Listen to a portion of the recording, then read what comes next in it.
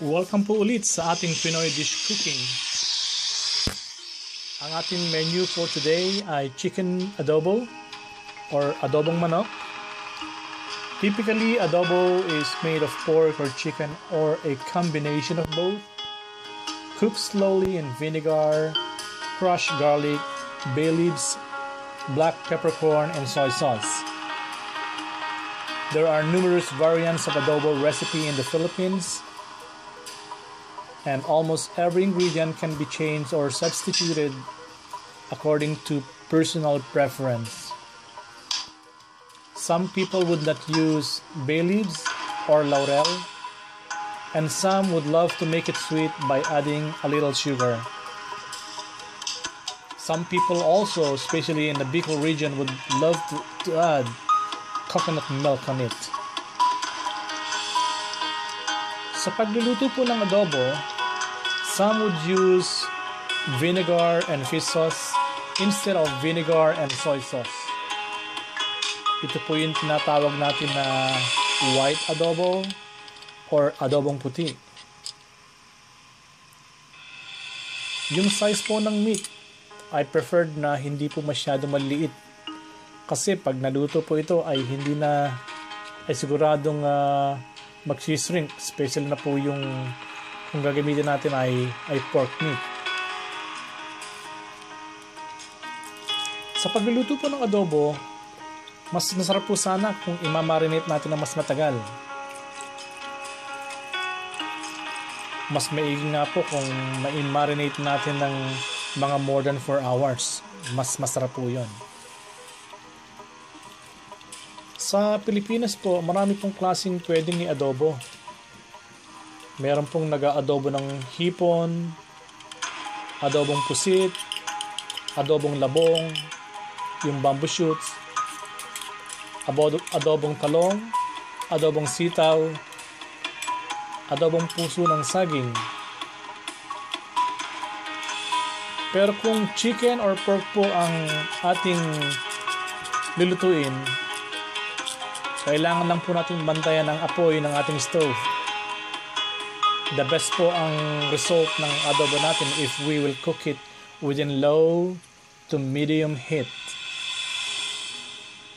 With slow cooking, mas magiging malambot po ang ating adobo at mas manunot po ang lasa ng vinegar and soy sauce or fish sauce sa chicken or pork meat.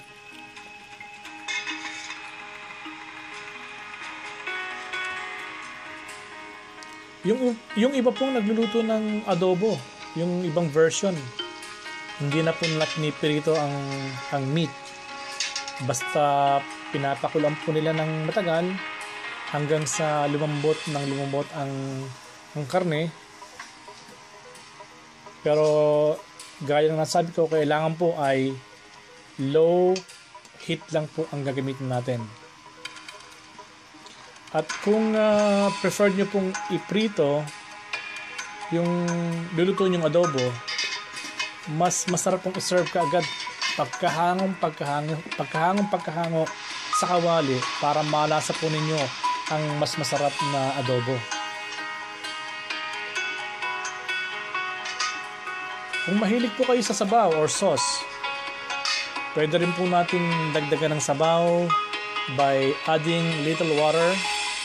Pero tandaan nyo, basta kailangan bago nyo hanguin, kailangan magka-caramelize na yung sauce. Yung medyo malapot-lapot na.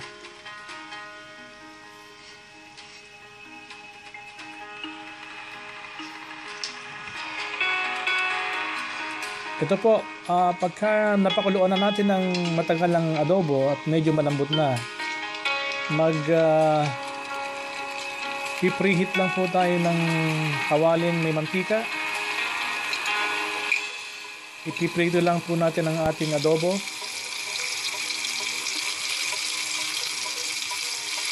Basta medyo mamula-mula lang po yung balat or yung laman ng ating chicken or pork. Okay na po yan.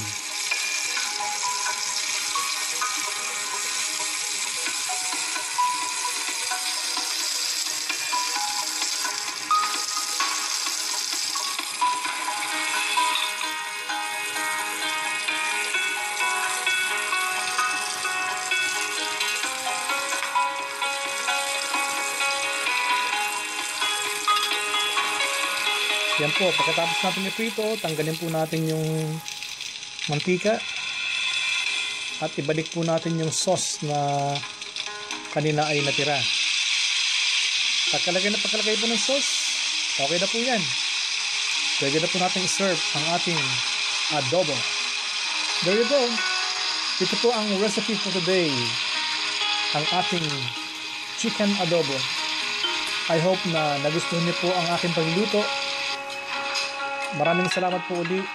And please subscribe to my YouTube channel, Chef Larry Poblete.